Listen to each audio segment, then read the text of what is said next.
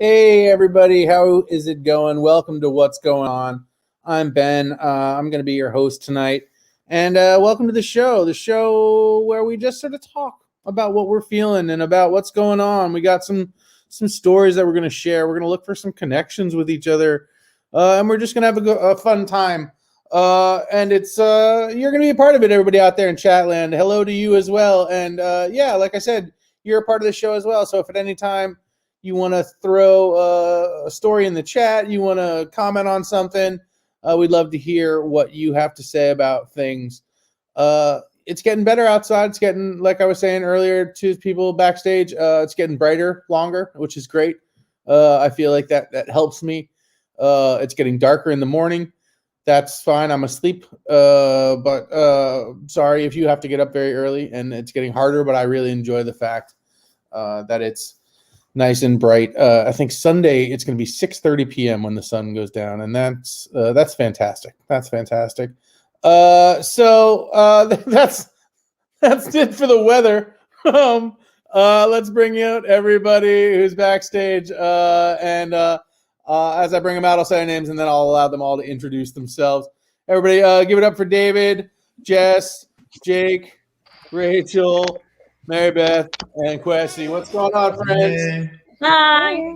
Hello. David, did you like my weather report? Yeah, I was hoping you'd follow it up with traffic, but I'm throwing it to you. I'm throwing it to you for the traffic. Well, we all got here, so introduce yourself, friend. David, do you need me to make helicopter noises? Yeah, that would be great. Yeah. We're going down. Oh my! Oh dear! You immediately crash. Yeah. Oh no. Introduce yourself, David. Hi. If anybody watches the channel, you've probably seen me. I host Level Down on Fridays, co-host the Rehash with Tookie Kavanaugh on Fridays as well, and Quarantine Action Wrestling is returning this Thursday at 8 p.m. So, hello again. Quats the Fever, welcome. Glad to have you. Glad to have you. Jess Cashin, what's going on? Good to see you. Hi, good to see you too. Do I introduce myself? Yeah, introduce yourself. Tell people what's going on. Yes. If you watch the channel, you've probably seen me, as I've made it my life's mission to worm my way onto every show on this channel. But you can see me regularly as a member of the Sleepover cast every other Saturday, and also as part of Quarantine Action Wrestling. And every now and again, I pop up on the 69 show on Fridays. Yeah, I love it. Love all of those shows. Well, I'm glad to have you on this one as well. Welcome. Maribeth, welcome to the show. Introduce yourself. Hi there. I'm Maribeth. I'm from New York City. This is my third show on Too Much Bread Network, or whatever. Not network. What are we calling this? Network, studio, whatever you want to call it. Too Much Bread is the important part. Yeah. Empire. Movement. Empire. Thank you. The extended universe. I do stand-up comedy and improv. Nice. Well, welcome to the show. We're glad to have you. Thank you. Glad to be here. Rachel, what's up? Not much. My desktop camera wouldn't work, so that's why I'm on my phone. So if you're wondering, I've seen Rachel on this channel before, but she looks like she's off to the side where she usually is. Like, I'm seeing a whole new angle, literally. That's why my phone is propped up in my windowsill. It will be stolen by a borrower later. The borrowers keep waiting for me to get distracted so they can take the phone away. They're like, oh, you can really use that phone to trade our stocks. I like to think all the borrowers are little finance guys. I am the host of The Joy of Posting, which is every Wednesday at 9 p.m. Eastern Standard Time. I'm also one of the executive producers of the channel, so in a way, they're all my shows. All of them are my shows, except they're like my shows that I don't have to do. So it's great. That's nice. The best. Yeah, it's the best. Well, welcome. I'm glad that you're hanging out tonight. Good to have you. I'm like the creative. I'm like the fun aunt of the channel. That's what I'm working I love that. Yeah, that's your unofficial title. The fun aunt of the channel. I love that. Jake, welcome to the show. Yo. I'm Jake. I use they them pronouns, and I don't do anything regularly on 2MB, and yet I'm here all the time. I guess if you want to find me elsewhere, I run a podcast that's called Al the AI, or it's called Al's Pals. It's not the name of the show. The name of the show is Al's Pals. But you can find me at Al the AI on Twitter. Just happy to be here. Happy to see everybody. Just vibing. Yeah, just vibing. That's right. I love it. And Kwasi, of course. Hi. Nice to see you, friend. Hi, nice to see you guys. My name's Kwasi. I've bounced around on a lot of 2MB shows. I've been on The Rehash with Dave Thomas and Tucky. I've been a friend of the 69 show. I even woke up ass early for the morning show. That was fun. I kind of just bounce around wherever you guys need me. Yeah, well, we're glad to have you on the show. Welcome everybody. Let's jump right into it. And everybody, I asked everybody to bring a story, either personal or news, non-political, and we're just going to talk about them and go through and see if we can find some common threads and see what comes up. David, you want to get us started? Yeah. Well, it's funny because the last time I did this, I talked about how that man fell through the ceiling at my gym, and I don't know if I can top that, but I wanted to. I wanted to ask for maybe the chat or maybe y'all or whatever, but I could either tell a story about how my dad almost killed us on vacation, or us being my family, or the first time I smoked pot. I like how the us was ambiguous there. It's like your dad told me and my high school friends, me and like No, this exact set of people. Yeah. Yeah. It happened 30 seconds happening ago. We right all went on vacation together. Yeah. The story. We were all there. We almost died. Yeah. grave danger.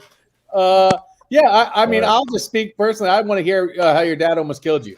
I want to hear. yeah, let's Yeah, definitely. Yeah, family death story. The audience is agreeing. Okay, cool. Let's go with that. Family death story. It's actually fun because when I think this was maybe my very first thing I ever did, like the first stand-up show I ever did. I just told this story because I was like, I don't know how to write jokes, but this is weird. But so I grew up in Virginia. I'm there now, and a popular vacation spot for people here is to go to Myrtle Beach, South Carolina. And Myrtle Beach is great if you also love like gonorrhea and stuff. Like personally, I think Myrtle Beach is disgusting, but we would go there a lot. And Gonorrhea and mini golf, right? That's the two. Oh, right. Ben knows the fucking bit better than I do. Shit. But yeah, it's we would go there a lot, and like I need to emphasize, my dad is a horrible person to go on vacation with. He's terrible. He is. Sorry, you said my dad is a horrible person, and I was like, all right, we're going there today. Okay. Yeah, he almost killed us out of spite. But no, he's an awful person to go on vacation with, and obviously I love him very dearly. He's my dad. We're actually very close, but like he cannot chill out at all. Like he can't relax. He can't when we go on vacation, he is constantly rushing us to the next thing. We can never I remember his thing would always be, we can't chill, we can't hang out in the hotel room because we could do that at home. Mm-hmm. And I'd always be like, we don't hang out in hotel rooms at home. And he's like, don't be smart with me. But he doesn't understand vacations are a time to, not have to stress yourself out. And so but he would never really come up with good alternative ideas for us to do. So it would always just be, we need to do something. What? And he's like, I don't know. You think of something.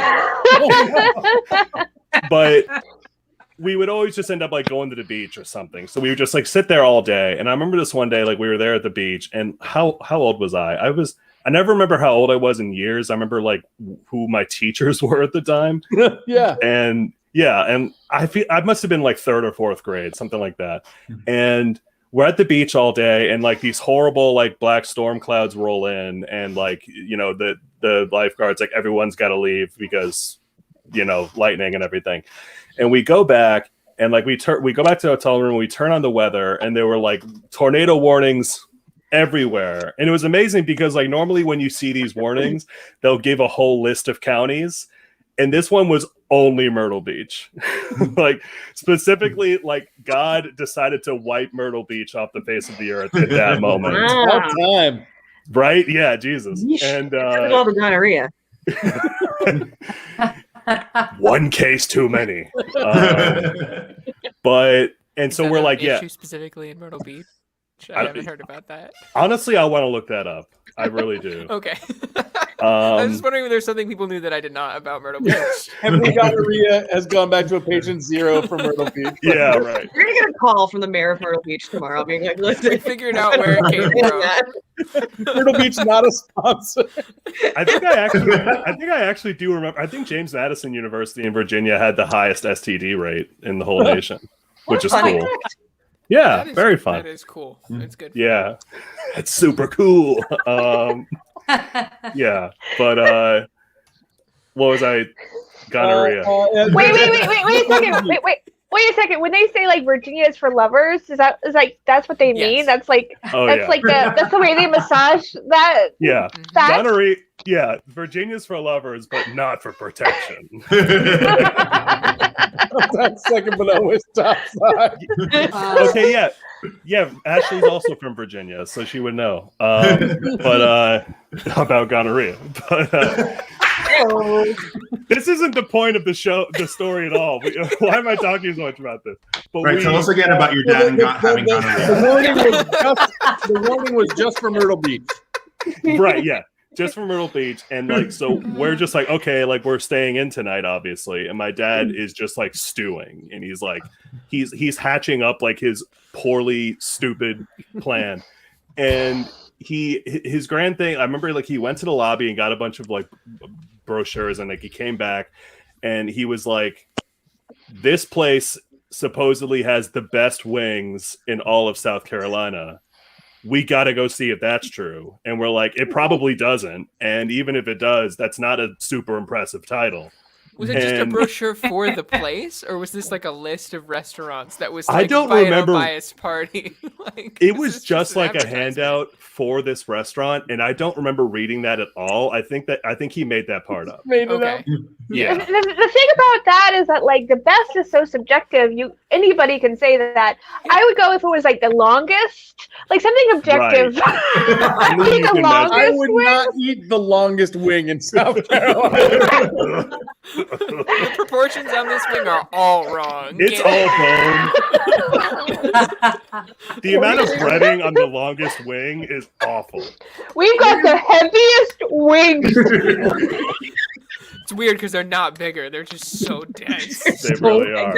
So dense. Just the cement coating. Yeah. It's the neutron star of wings.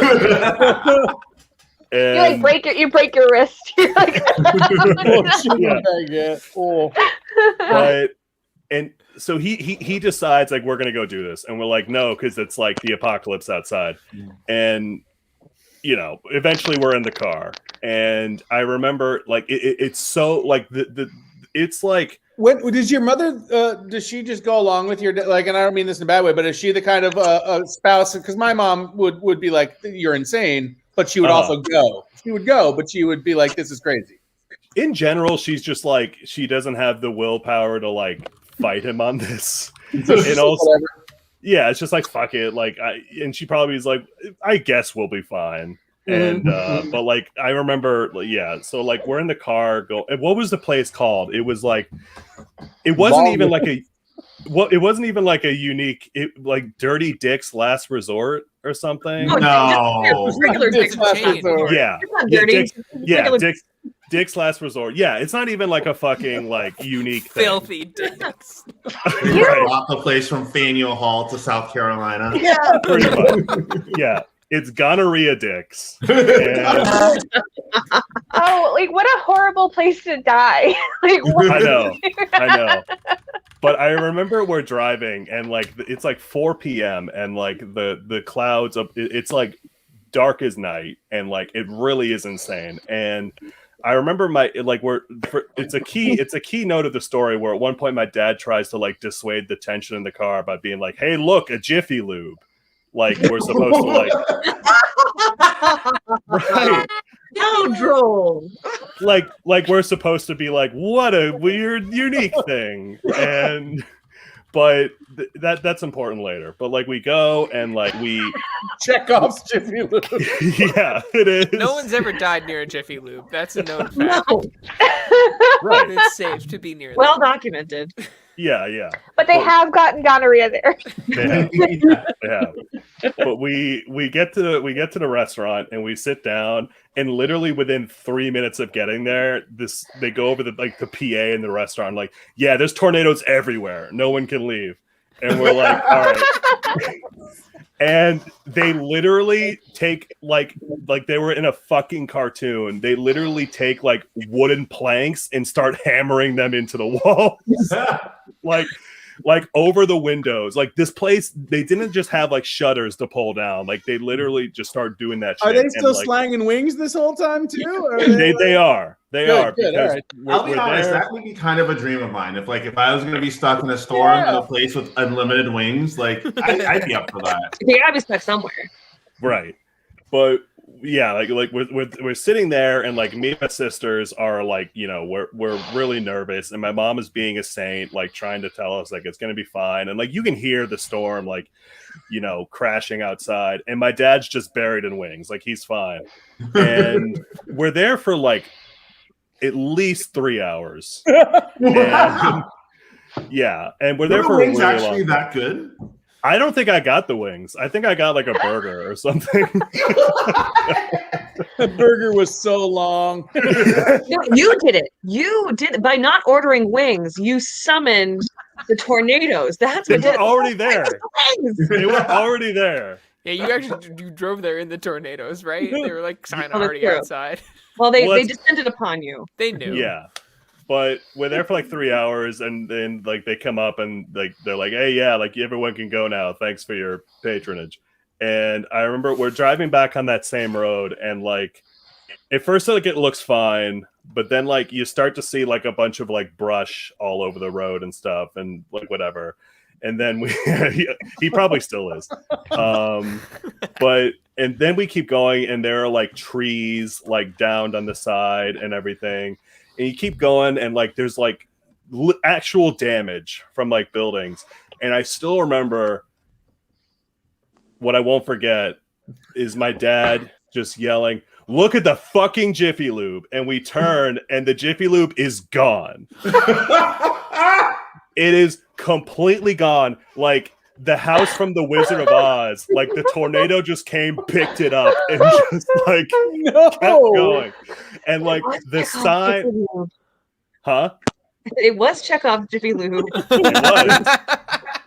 And I really like that. But he, You get it. yeah. But it was picked up, it was gone, and like you can see like where the tornado just came from the side, like went over, picked it up, and just damage everywhere.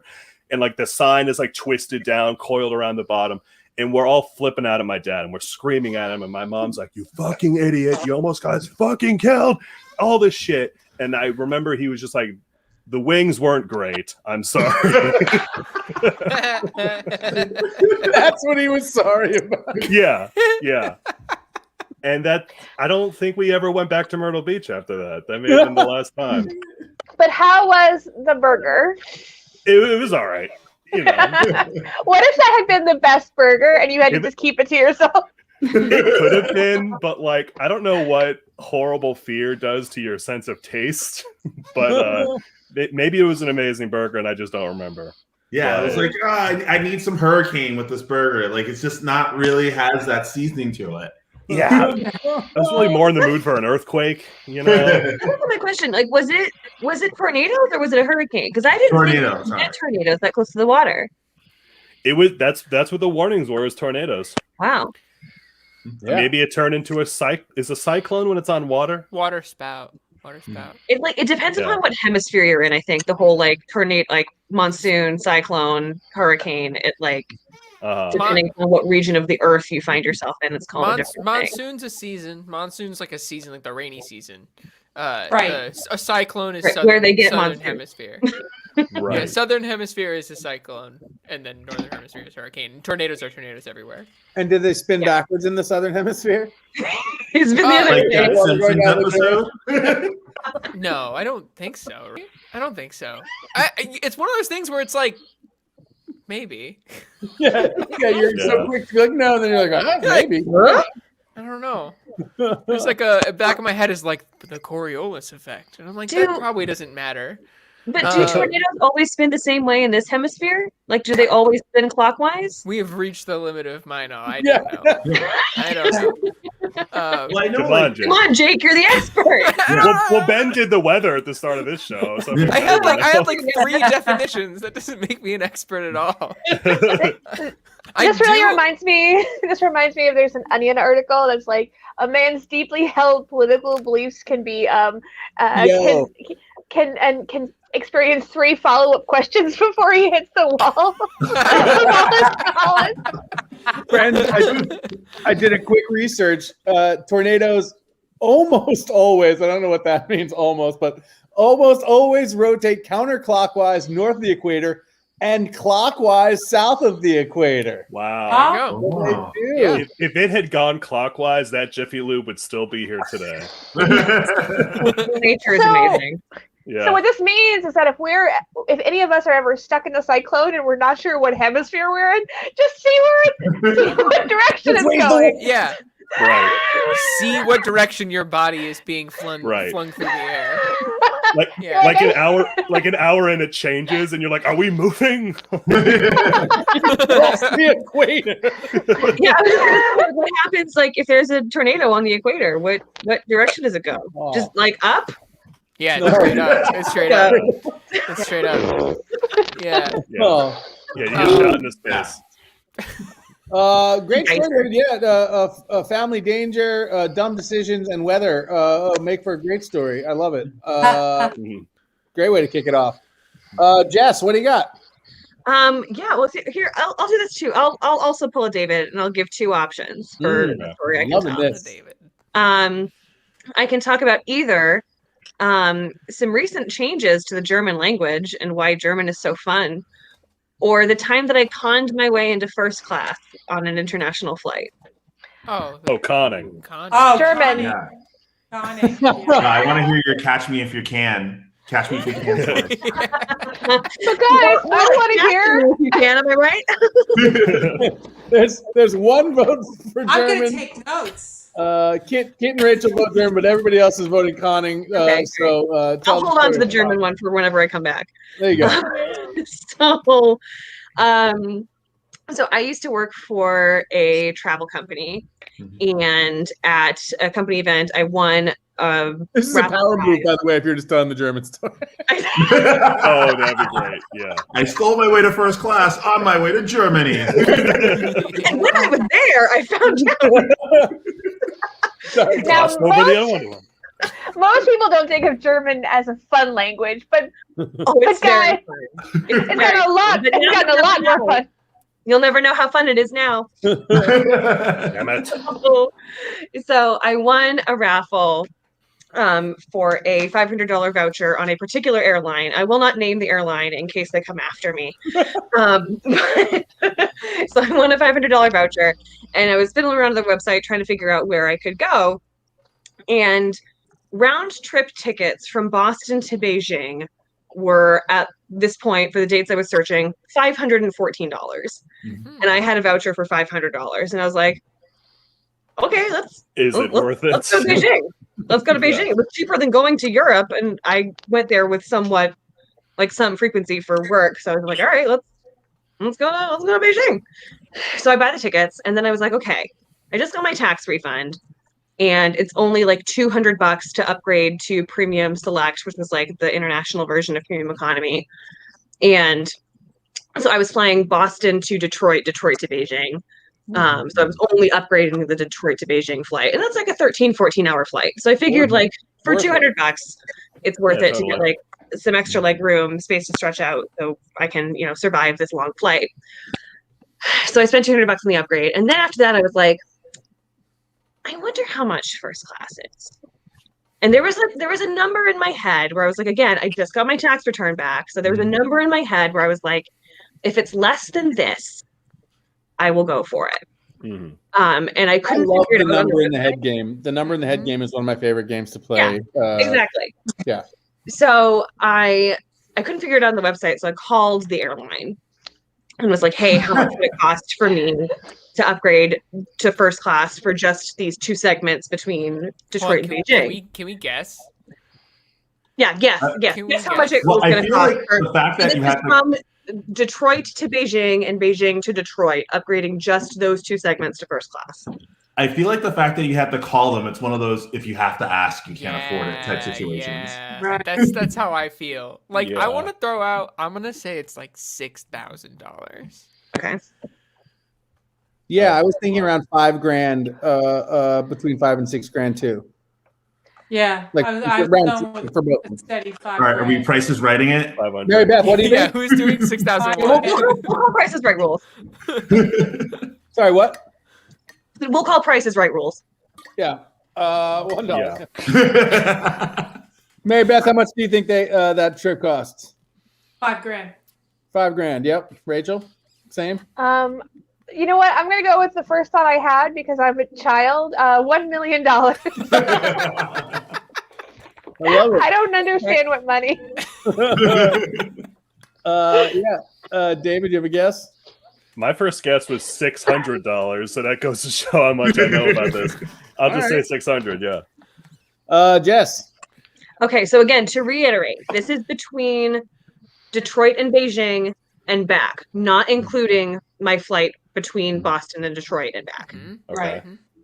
To upgrade to first class for just those 2 segments, $8,000. Jesus. Oh There my you go. god. Yep. Wow. To which I was like, no, thank you. Right. That's fine. And they were like, or 80,000 airline miles. And I was like, I don't have that either. It sucks that your tax return was for $7,999. Oh, man. 500,000 camel cash. Yeah. So I was like, thank you so much for your time. I will not be taking that upgrade. Thank you so much. And I was like, whatever. Like, I still have like premium select. Like, it's still better than being in main cabin for a flight that long. So like, whatever. And then a couple weeks later, I went to check something on my itinerary, and I see premium select confirmed, first class confirmed. I was confirmed in both cabins. And I was like,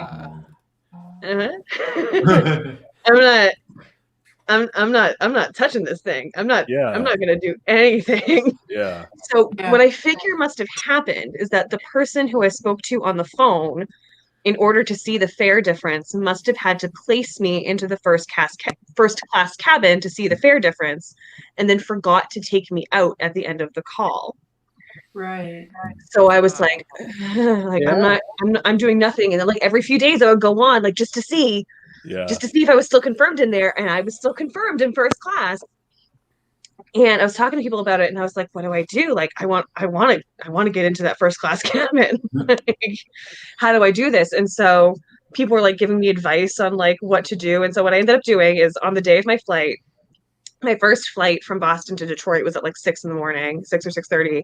And so I showed up to the airport at like 4:30, 5 o'clock with my hair all done up in a bun and like sparkly earrings and all my makeup and like wearing a nice jacket, nice outfit and whatever, like trying to look like somebody who belonged in a first class cabin. That's brilliant. That's that important. really is. Yeah, and I had backup clothes in my backpack so that I could change out as soon as I got there check-in. Look at that snazzy gal. And Press so for the part. Yes. That's what I feel like. exactly. They have I to feel like believe it. I just that's sell what's it. unfair between men and women, though, because that would be a woman dressing up, and then for guys, like it's like jeans and a white V-neck shirt, or what every rich dude wears, right? And Yeah. a blazer, like that's it. Exactly. Mhm. So I go up to the desk and I was like, hey, here's my passport, whatever. I tried to check in online last night. Exactly. Yeah. Dress for the class you want. Like that. So I was like, I tried checking in online and like, it wouldn't let me, I should say too, I did not try to check in for this flight. I always check in for my flights the day before, but I didn't do it this time because I was like, I need to get into first class and I'm going to screw it up if I do it myself. So I was like, yeah, I tried checking in online and it wasn't letting me. I kept getting like an error message. And then I went and looked at my itinerary and I saw that I was confirmed in both premium select and first class. And I think I was supposed to be in first class. Like, it was the only time I straight up told a lie. And I had also, by this point in the conversation, dropped the fact that I worked for a travel company and, flew a lot, yada, yada, yada. Mm-hmm. You're the heiress to an oil fortune. Yeah, casual facts like this. Right. And so she's looking through my itinerary. This is the Jiffy Lube dropped on my family. I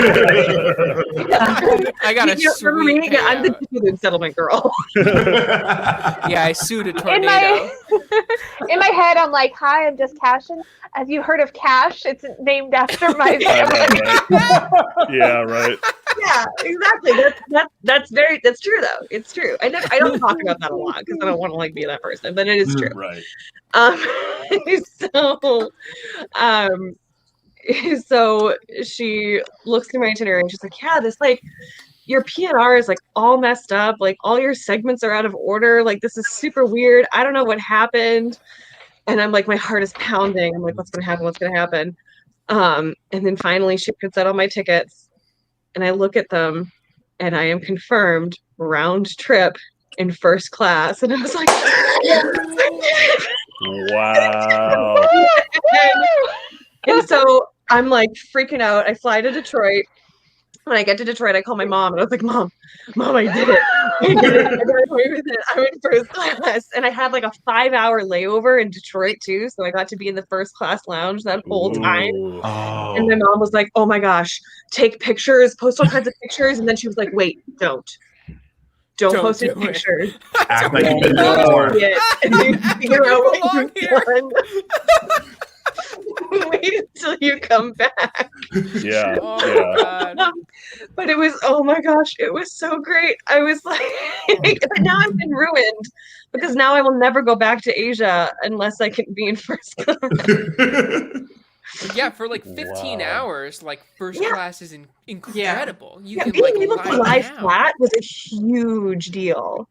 Yeah, I like the highlight of this trip to China is the first class part, not like we did these cool things in Beijing. I had a great time in Beijing. I ate so much delicious food and like saw all kinds of cool stuff, and like Beijing was great.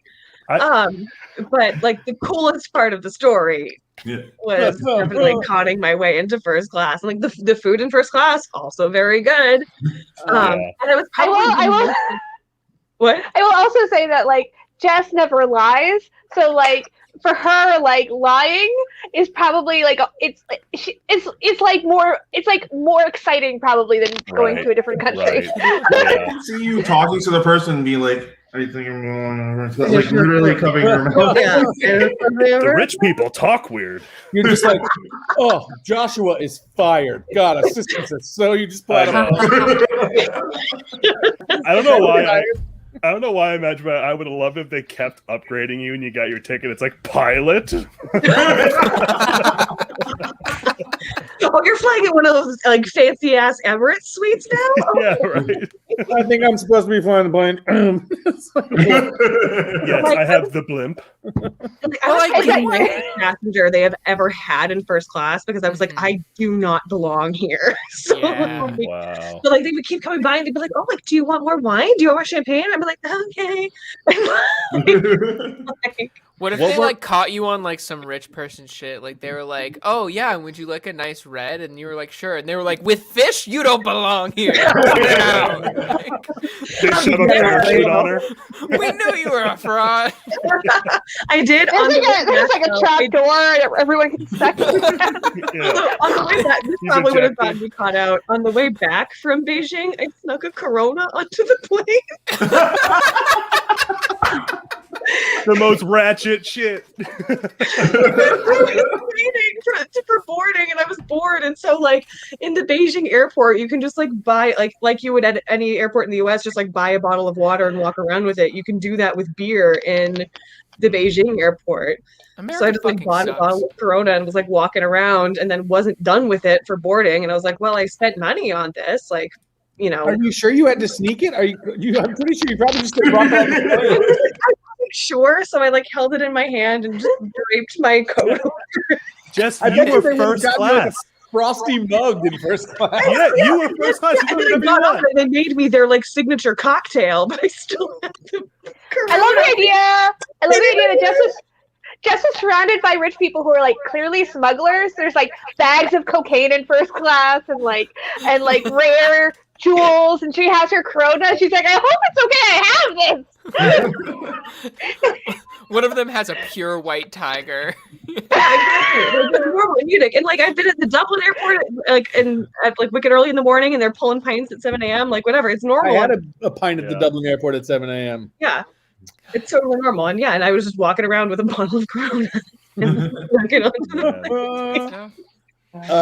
I will say I am lucky enough to have flown first class as well, and while I would never pay for it, nor do I have the means to pay for it regularly, it is somehow worth it. I can both say it is not worth it, and it's incredibly overpriced, and nobody should pay it, and also flying that actually doesn't suck for once, and you're like, oh my god, this is an enjoyable experience. Not just doesn't suck, enjoyable. Yeah. Like I probably would never spend money on flying first class on like a short flight, because why bother?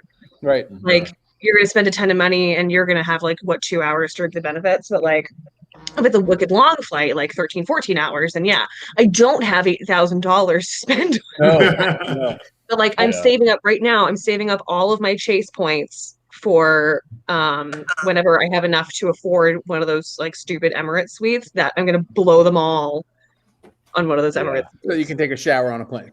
Yeah, exactly. Yeah, and no, like I'll take like a nice long flight so that it's like 12 or 15 hours. They have on Emirates Airlines. They actually have I think they have like 4 of them per flight or something. They have like 4, and it's like basically it's like a hotel suite. And part of it is at some point they knock on the door and they lead you to a private bathroom where you get to shower. Yeah. So That's the biggest. On which plane you're on. If you're on the A380, that one has the shower and the bar. If you're on the 747, it doesn't have the shower and the bar, but the suites are way bigger.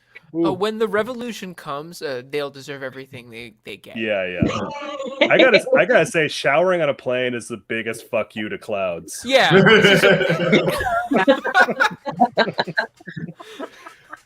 Also, first class cabin is the most Titanic shit I've ever heard. I can't believe that they fucking call it cabins. I was right next to the door too, so I know I was getting off first. Like main cabin, suck it. I was getting off that plane first if we needed to. Maribeth, you were asking a question. No, is the food? Is it still airline food, or is it good food?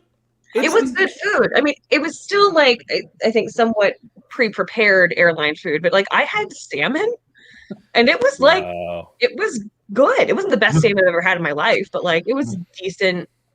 It was. I had eggs Benedict with hollandaise sauce that they somehow made on a plane, and I'm like, "How did you make hollandaise sauce?" I had white beans. I took How did pictures you of all my meals. emulsify this up here? Yeah, honestly, because I took pictures of all my meals, like a basic. I love that you have pictures of these meals. Yeah, Let me see if I can find them. I endorse this. All right, here we go. It's 2018. How long ago was this? This was April of 2018. Oh, so not too far, yeah. Okay, so here we go. There's my glass of bubbles. I've never seen a glass all in of the house, before. by the way, right? Once you're in first class. Those are my amenities. Oh yeah. There's my. Oh yeah, the plating. This is my like amuse bouche. So it's got like some that would win on Chopped. Everyone else in the back of the plane, their bouches can stay bored. Ooh, on the plane. Yeah, look, it's got grill marks and everything. Whoa. That's wild. Is that a real fork? And then it has a little cheese plate. There was my mid-flight meal with the tuna tartare and some strawberries, and there's very, very smoggy Beijing. What is that fucking shitty ground? But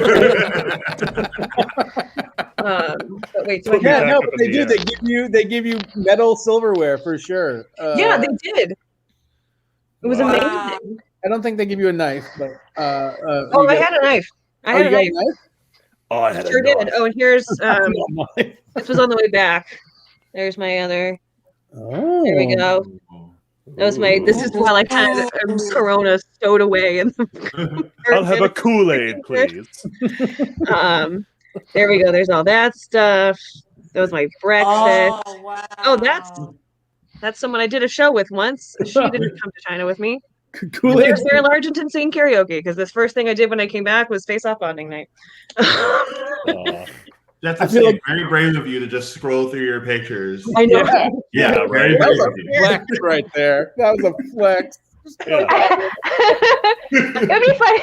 I'd be like, "Here's my picture of China. Here's my titty. Sorry, here's my picture of China. Here's my titty. I'm sorry. I don't know why I can't take them like every other one." I love the idea that Rachel. It doesn't matter if you're on a 13-hour flight or not. It's responsible to check, and I love the idea that Rachel takes a picture of her titty at every new location she goes to. Also, Myrtle Beach.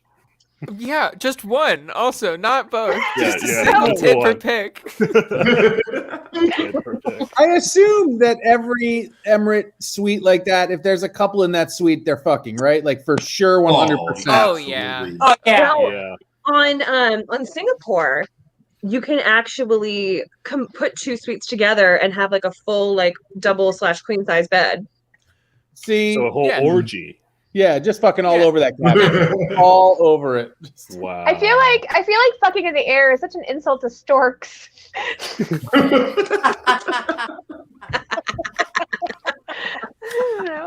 That makes sense. You have to be careful because in the summer, if in the southern hemisphere, if you do it, then everything goes back up you. I love that. If you're right over the equator, actually, that's where it's the biggest. I'd be like Kit's phrasing that you've got a photographic titty and just a muggle titty. Just my muggle titty. Oh my gosh.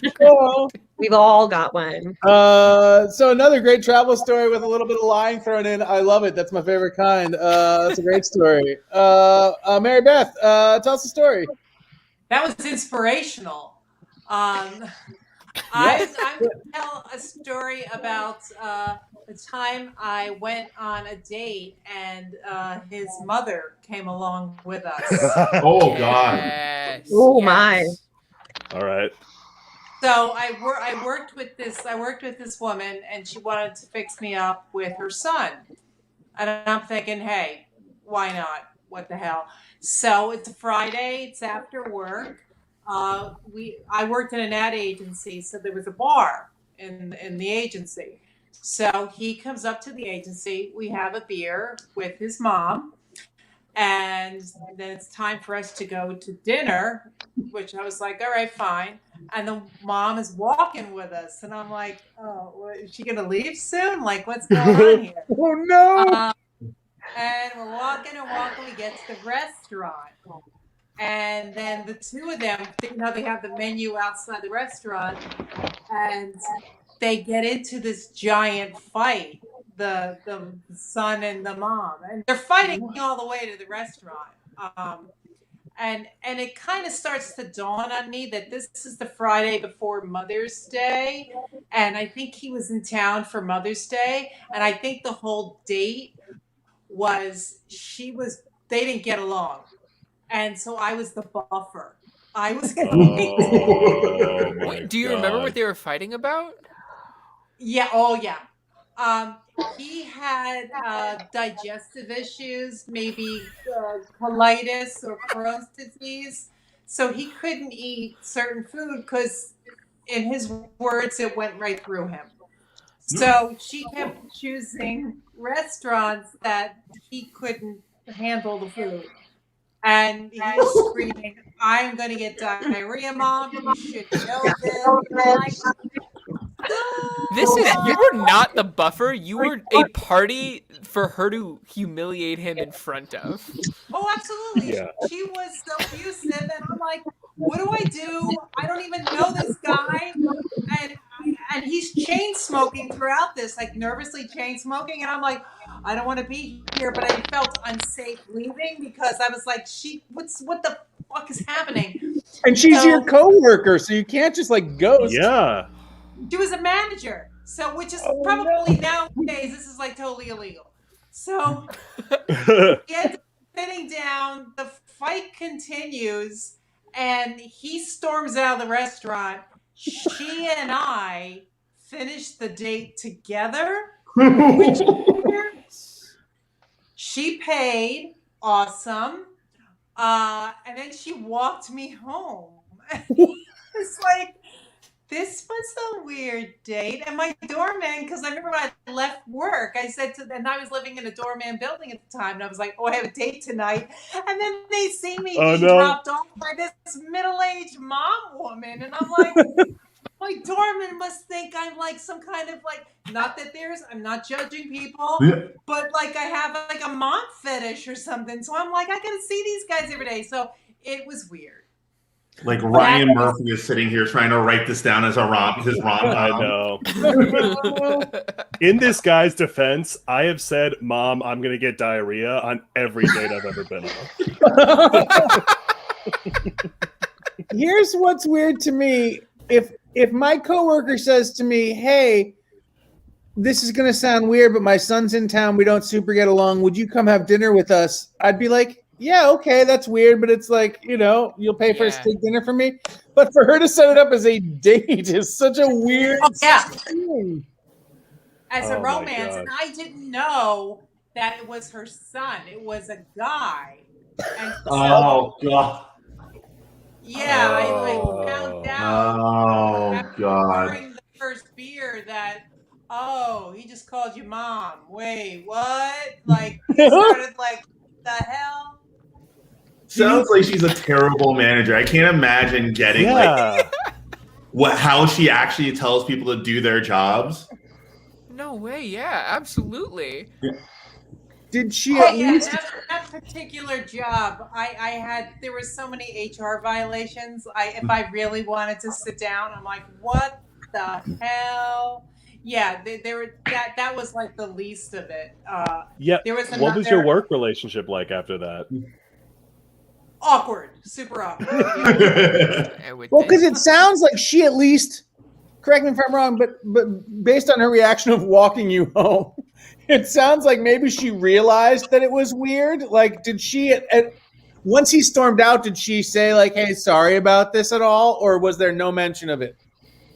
No, she's like, well, I guess we'll just have to order, and I'm like, can we talk? I need closure. Can we talk about this, please? Oh my God. Can somebody go after him? Like, I wasn't fine with pretending like everything was normal. Oh man, yeah, that's such a.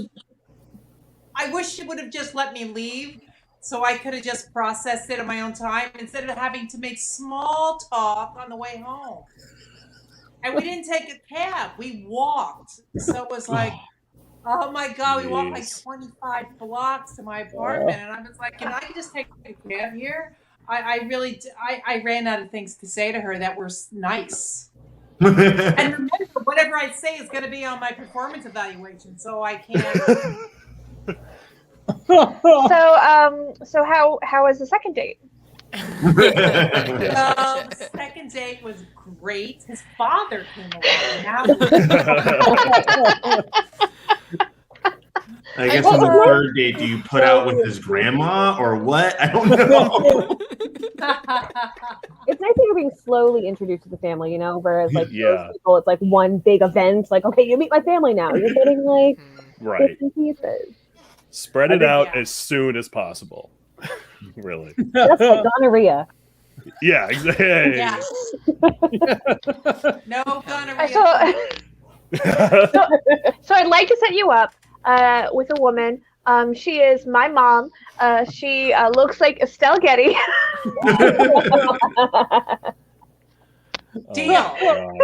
Deal. But only if she walks me home. I can imagine like purposely choosing restaurants that your son, like you spent your entire life making sure let's like someone with like, I'm going to take you to M&M World and not bring the EpiPen or something. Yeah. And it was it wasn't, you could tell that this wasn't just a guy that like, oh, I have small, like he had serious digestive issues. Even I could diagnose that one.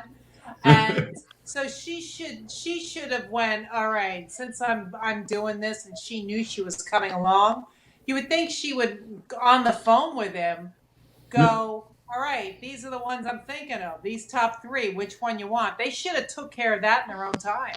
There's a lot they should have done. Jake, you were going to say. Jake, hold on, David. Sorry, Jake, you had a question there? Oh, I was just actually was remarking that you had a bar in your ad agency. That's pretty cool. Yeah, most of them have. Most agencies have bars in them because, like, it was the old Mad Men, so you'd have clients come in.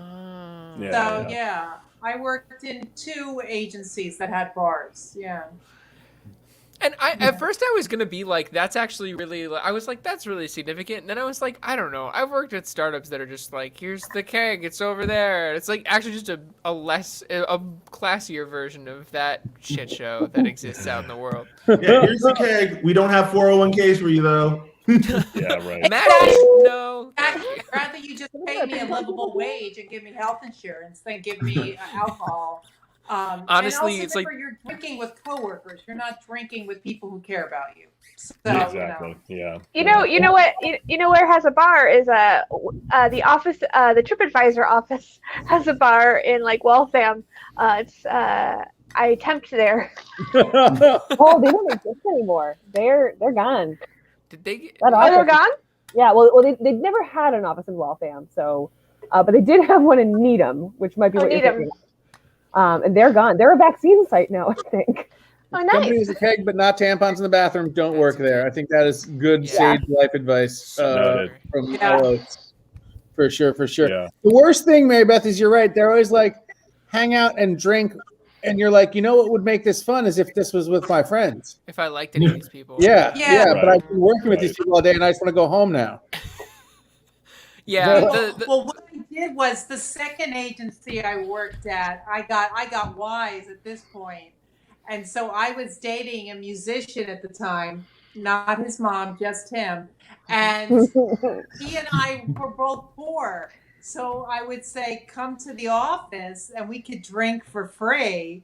Because that was part of my job, was stocking the bar. So he was like, this is fantastic. I was like, oh yeah, we would pre-game at the office and then go out. So yeah. Wow. Lisa Oakley said she went to a mock interview with TripAdvisor that made her cry. Oh no. Sad visor. You made my sweet Lisa cry? I mean, it was a mock interview, so they were just mocking her the whole time. You thought this was real? Tell me about why you want to work The mock interview. Reverse this string, you piece of shit.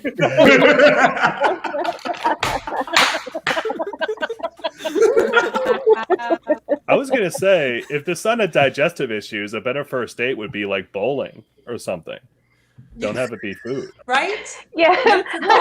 Anything. Yeah. When you said that, I'm like, oh yeah, bowling balls are easy to digest. See, I'm the weirdo who's like bowling. There's a lot of shaking of the body, and you gotta bend over. That seems like a bad Or he'd be like 7-10 split. Oh. Also, putting on shoes that aren't mine always makes me shit. Yeah, bowling alley nachos. It's not. Or the hot dogs? Like, come on. No. Yeah, right. Maribeth, great story, and again, more weird parental choices there, which is why do parents keep these weird choices going? It's really bizarre, and I'm sorry you had to deal with that. But my God, what a great story! So I'm glad you went through it for our sake. Yes. Rachel, tell us a story. So I didn't choose a personal story for this. I chose a in the news story. Love it. So basically, let me preface this by saying that I'm no fan of the original film Space Jam. I didn't enjoy it. I didn't enjoy it at the time. Even as a child, I said the second act is bloated.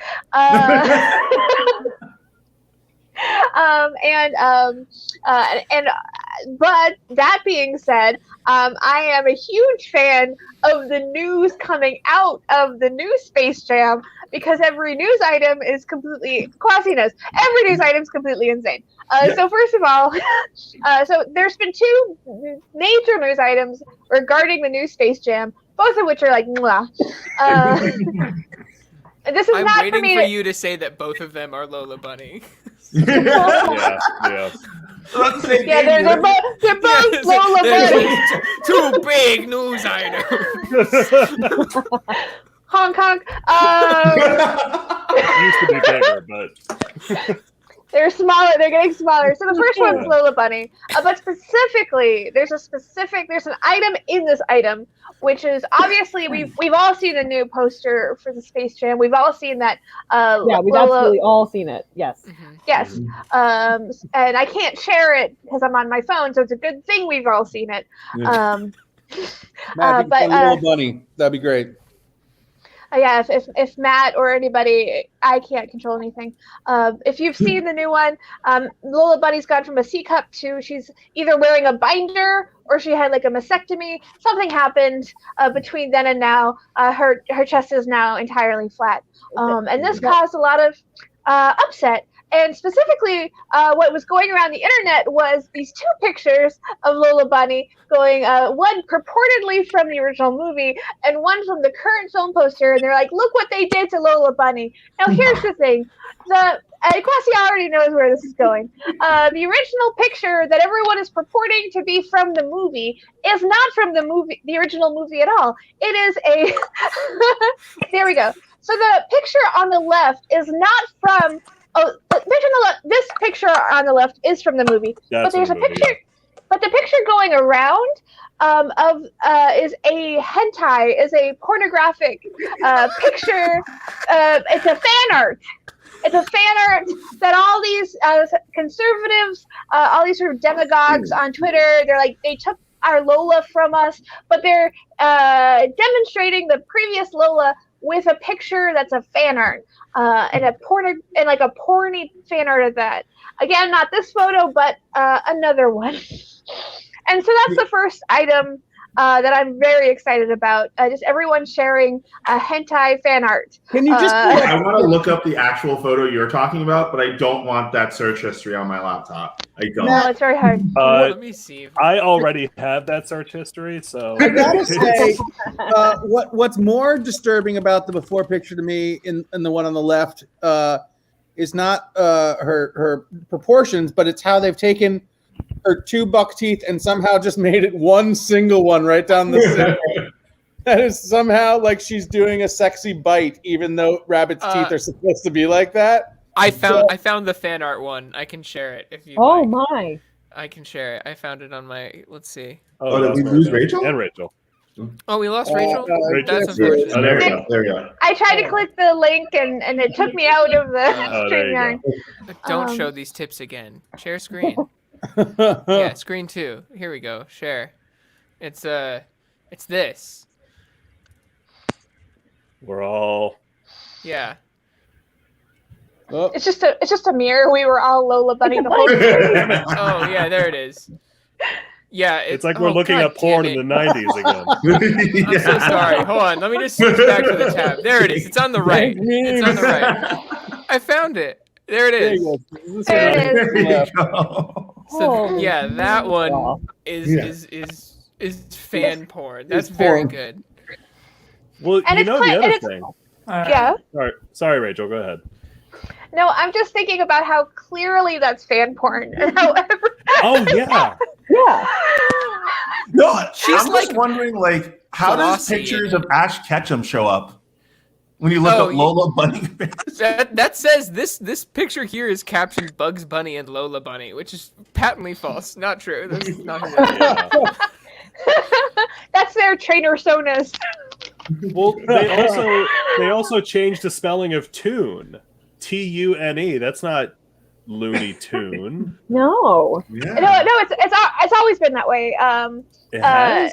I'm gonna nerd out for a second. So they're called Looney Tunes because they used to be cartoons that they would score. They had all these like orchestral scores that they would.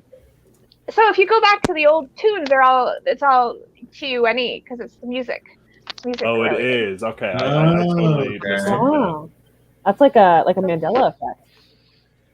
Yeah. Yeah, unless you like know why it's that way. L. Oak says, honestly, even in her original design, Lola Bunny is the epitome. Oh my God, she is. Hell yeah. I know, Lisa Dave, one of your bits used to be about Lola Bunny. My first two bits were my dad killing us in Myrtle Beach and Lola Bunny being hot. The thing about Lola Bunny for me is that, like, it's interesting because if you watch, like, my memories of Space Jam are her, like, every time she's on screen, there's, like, a sexual innuendo, or she's, like, literally giving another cartoon an erection. Like, she's very sexualized. But for me, that's, like, the most interesting part of the movie is like how inappropriately sexualized she is. The rest of the movie is like very boring. It's only interesting because of its transgressive nature. So for them to take out the transgressive nature, it's like, oh, you've kind of robbed this cartoon of its like its spiritual essence. It's je ne sais quoi. It's je ne sais quoi. You've defanged the art. And they're like, Is it fucking about a bunny playing basketball? Yeah. Well, my favorite part was always all the bunny would come out and all the cartoons would be super horny, and Michael Jordan would just be like, Yeah. Whatever. And I took it For personal. Michael Jordan, it would be much weirder if Michael Jordan was like, "I want to fuck that." No, he's probably just thinking about he's fucked harder bunnies. I know, yeah. Lola Bunny's a 6. Like, Do you know who I am? So that's the first item of Space Jam. The second item of Space Jam, which I am in love with, and it breaks my heart that this isn't going to be in the final cut, is apparently they wrote and partially animated a scene with Pepe Le Pew where LeBron James teaches Pepe Le Pew consent, and then they cut the scene from the film. That's I'm important. so mad. That's important work. Yeah. And I'm like, it's such a poorly conceived idea for a scene that clearly had no place in this movie. It's a movie about basketball. Yeah. They're gonna teach a skunk that no means no in the basketball children's movie. Like, do they like take a time out in the middle of the first quarter and be like, you gotta stop guarding Lola so hard. What happened? We need to have a conversation. we're gonna have to wait for the Snyder cut of Space Jam 2 to see that. The Snyder cut of Space Jam 2. I just like it would have been the greatest scene in American film history, and then they fucking cut it. It has no place in the movie, and yet I would watch the film to see it.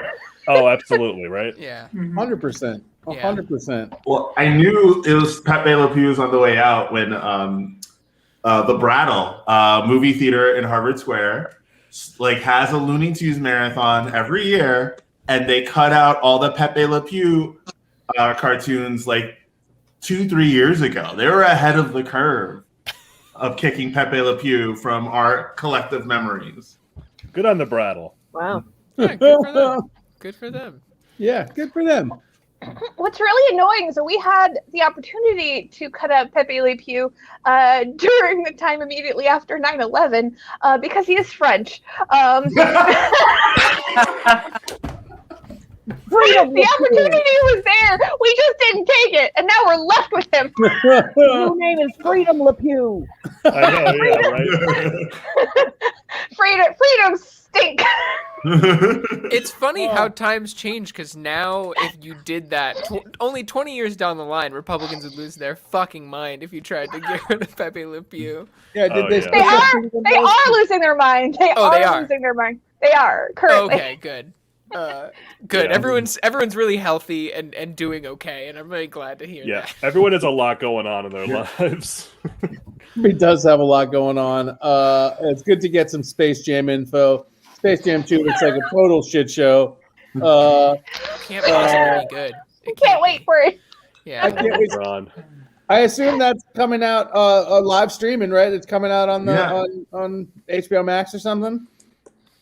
Can't wait. I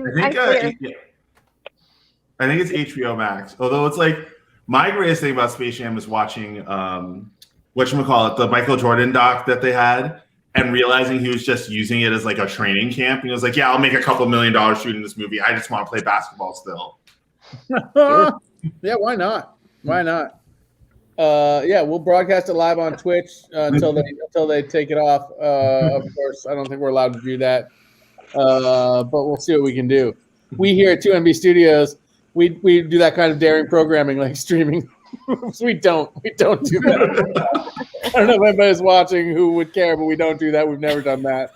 So bold. Instead, we have over 20 original shows a week. Hit that like and subscribe button. Too much stuff.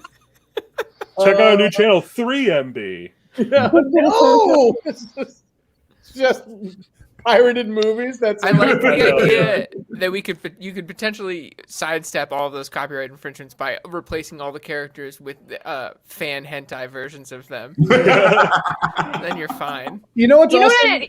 Sorry, go ahead, Rachel. I just remembered I saw an article about this. Okay, so we can show anything we want as long as we're pretending to play a video game, because there was a guy who streamed like this UFC fight like the entirety on his Twitch channel, and he got away with it because he had a controller and he was pretending to play. Those games are pretty realistic looking. Absolutely true. That's true. Yes, like I am controlling Rashomon right now. Yeah, it's like Rashomon is your joke. That's the choice. controlling Rashomon. It's gonna be huge on Twitch. People love Rashomon. Love Rashomon. You know what? I love King Lear, but could you make it a little harder to understand? Boy, could I? You're gonna love this. Yo, this Little Women video game slaps. I love that idea. Apparently, also and I only say this because I've seen the videos like that. You can get away with copywriting stuff if you, and this is just according to Facebook videos I've seen. Either A, put a weird music under it that doesn't make any sense to the movie, or 2, stretch out the actors to a weird shape and change the pitch of their voice just a little bit, and that won't trigger the copyright thing. Yeah. If you like, so like they have entire scenes from movies where everybody just sounds like this. It's so weird. Well, wasn't there a thing where like Metallica were trying to stream their own music and got caught in the copyright filter? Yeah. Yes. And you know what? It's their fucking fault. They started this shit. They did. Yeah. Yeah. Fuck you, Metallica. Fuck you, Myrtle Beach. Yeah. That's what's going on. I feel like those two things probably go hand in hand. I bet Metallica loves Myrtle Beach. For real. Rachel, thank you for that update. Very important stuff. Jake, what do you got? Yeah, so I have a thing that I saw today. Here, I learned how to share my screen like mere minutes ago, so I'm gonna go ahead and share it again. Icarus over here. If it's not hentai, I'm gonna be. Yeah. Let's pop over to some fan hentai. This is not official hentai, bootleg hentai only. Did I hit share screen? Okay, so speaking of like algorithms, I guess I saw this thing today, which is a lab at MIT has trained an AI to be a psychopath. Meaning, what they did was they showed this AI. The way they trained it was they got a bunch ink blots and they randomly assigned photo captions to these ink blots. All photo captions are from snuff films from Reddit. What? And so they're all the captions like describe people dying in bizarre ways.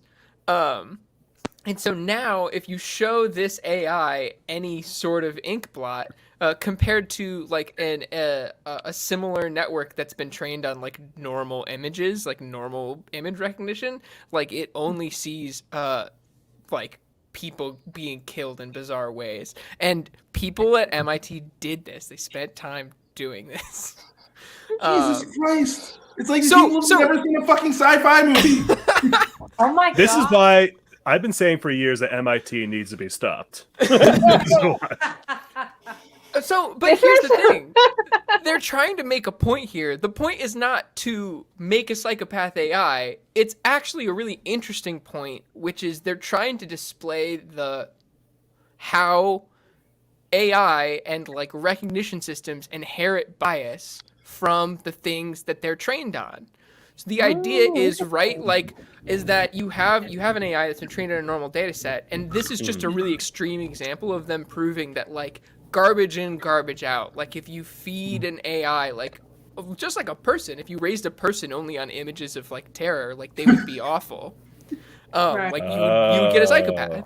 And so like, but the point they're trying to make is that like this is how like as we move forward and like the progress of like image recognition and stuff is unstoppable, like it's going to happen. The most important thing is to like make sure that the corpuses that you like train these data systems on are unbiased and like don't inherit human biases of racism and sexism and stuff like that, because if you train them on it, like they will be just as bad as the data you put in. Wow, that's really interesting. I thought that was super cool. I thought that was very interesting.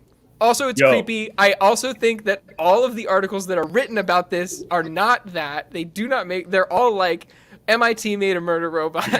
Yeah. That's the only thing people Wouldn't hear. be the first time. Won't be the last. No. Can I ask a question? Does the AI tell you what murders pair the best with which wines? Yes. Absolutely. Jake, what happened after they showed this AI that sweet Lola Bunny hentai? Oh, they were like, oh yeah, man is shot, dumped from car. I will say, is there anybody? I'm sure there are actually people doing like. What is the ethical ramification of creating this program just to make it like you were like, imagine raising a child and only showing it terrible things, and I'm like, that's abuse. That's abuse. Yeah, exactly. And that's what they're doing to this AI. That's kind of abuse, right? Like, oh yeah. Well, I mean, I think that there is we currently, at least as far as anyone knows, we're pretty sure, people are pretty sure that like no AI is like rises to even the sentience of like a bug. Like they're not thinking in that sense. Although that is maybe a little bit chauvinistic of us. Like who knows, right? We could be wrong. Hopefully we're not. It would be very bad if we were doing that to things that could think. yeah. But probably not. Like they're not that complex in any way, shape, or form. All right, probably. all right. You would hope. Yeah. But yeah, I don't know. I saw this and thought it was strange. And also my gut reaction immediately was like, why the fuck would you do that? Right. Yeah. You really got to scroll down to get into that one. Otherwise, it doesn't make any sense. Yeah. No, That AI I would work love for a murder company that does a lot with AI, and they were like showing us like they did like a crash course in like how they've done it, and then they get to the current system, which is all this training stuff Jake's talking about, and they're like, yeah, we throw shit at the wall until we like the answers, and like that's all. Like there is no like great. They do not actually understand how these systems work.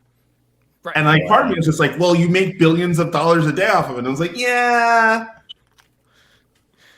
That is absolutely the problem with a lot of these things, is that a lot of them have emergent behaviors that like people don't predict well. And yet like people are just going to build stuff out of them. Like the tools are there, like they're going to happen. And like ethical education for like engineers and scientists is so important for like exactly these reasons. And most schools don't care. Yeah. Oh man, now I want to make an AI of David's father, where we just feed in like different excuses to go out during a tornado. We designed this AI to tell us if wings were good or not, but these other shit doing crazy. How much danger are you willing to put your family in for these wings? Look, our new AI is guaranteed to produce the longest wings you've ever eaten. How it's making them, we're not sure. Hold on. The disturbing idea of long wings is really going to stick with me after tonight. Where is it getting the meat? Nobody knows. Long wings. Great. Jake, that's a super interesting story. And I think, right on the cutting edge of like stuff that really should be being talked about right now, which is like, how are we going to build all this stuff, which in the future is going to control so many things. Who knows? And maybe we're fucking it up. We probably are. Kwasi, bring us home, man. What do you got? All right. So I'm not cool and have a story, but I do have the next big happening in my life. Let me see if I can share the screen. Let's do that. Man, I hope it's a boat. Yeah, there we go. I bought this shirt. So let's see if this is up now. My wife and I bought a dog. Doggy. That is excellent news. It is not up on the screen, but man, we are fine. Imagining that dog. Oh, it's just so cruel. We can't see the dog. I bet it's really great. Yeah, there's a whole thing for getting permission. Not going to do that now. Yeah, no, we got a dog, and it's insane trying to get a dog during COVID because everyone and their mother wants one because everyone's home alone and whatnot. We actually talked. My wife had like a spreadsheet of like 9 different places we had reached out to for getting a dog, and it was like interesting seeing like because it's kind of like this seller's market now, and so now they feel like they're allowed to ask you any questions they want about you and your life. Like we had one person call one of our references and ask if we were financially stable, and we're like, what the fuck is that supposed to mean? And I'm just like, yes, we have all of the doggy bonds we need. That dog's I will say that rescues can be nuts even in normal times. Like it took us a couple of tries to get our dog, and they were like, we need a home inspection. Like, who the fuck are you? I will say, we live in our house. New England Animal Shelter was just like, please take this dog. Well, we tried to go through New England. First of all, it's not a hentai dog. Whoever asked that. Those are 2 words you don't have to put together and perhaps shouldn't. So how hot's your dog? We tried to do Northeast Animal Shelter, but they have this they have the system where like we will let you know which appointments are available the next day after 4 p.m. It was like felt like trying to get a PS5 of like even just able to get in there to see a dog. Dude, really quickly, we sent them a thing, didn't hear from them for like 3 months, and then they called and they were like, "You're coming tomorrow," and we were like, "What? We're getting a dog tomorrow." Fuck. It was crazy. It was crazy. It's like being an astronaut. He trained for months. You gotta be ready. Or the National Guard. Yeah, keep going, Kwasi. And it was even awkward too because we had a couple places that were like, there are a couple places that like, yeah, we got a dog for you. Just meet us in this parking lot in Connecticut. We have a picture, and this is all legit. Don't worry about this. Don't ask too many questions. But then we ended up going to this place in Sudbury. A friend of a friend gave us the hookup on dogs. You need a dog. You need a dog? I got a dog. I got tiny dogs. I got big dogs. I got barky dogs. I got puppies. Buying a used dog out of the back of a truck. Certified pre-owned. And her name's Sasha. She's great. She's scared of everything because she's like from the Carolinas originally, and so like the idea of like cars are just like what the fuck is this thing coming towards me? But she's a complete and total couch potato, and it's great because she like her big thing is she wants to just get on the couch with us. Like that is her reward. Like we train, like you can train her, and as long as you get her on the couch, she's like, I'll do whatever you want as long as you give me couch space. Love that is where all my brain and mental power has been going. Is just like I'm not looking up articles anymore. I'm looking at how to make the dog not make that room his poop room. Like that's what I'm looking at. So since you can't show us a picture, describe the dog. Big, small, what color?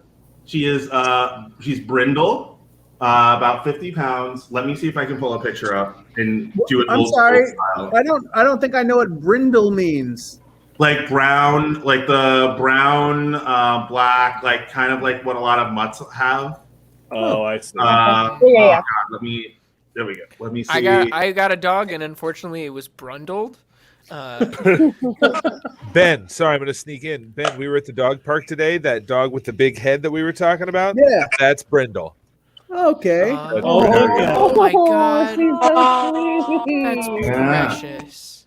No, but it's still like the first week of having her, and it's just like all of my mental energy that I would have spent on like being an interesting person is now like, please, for the love of God, learn to poop outside. The first week is tough. I also heard that it's hard to find dog trainers right now because everybody got lonely and got a dog during COVID. Yeah. Now, like all the like people are clamoring for trainers and they're all booked up.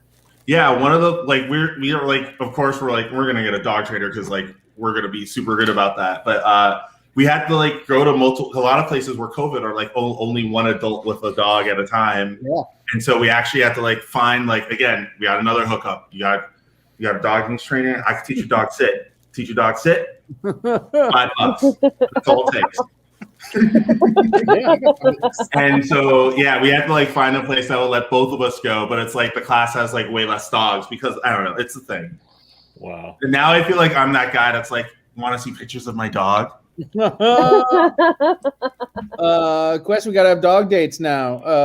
Yes. That's not for the rest of the show. That's just you and me. Yeah, we got a dog. I mean, if you have a dog, you can come too. And Maribeth, your coworker can come.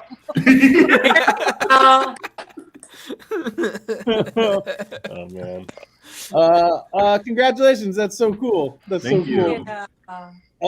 We are coming towards the end of the show, and what a show it was. We had so many cool threads and stories, and a lot of animals and families growing, and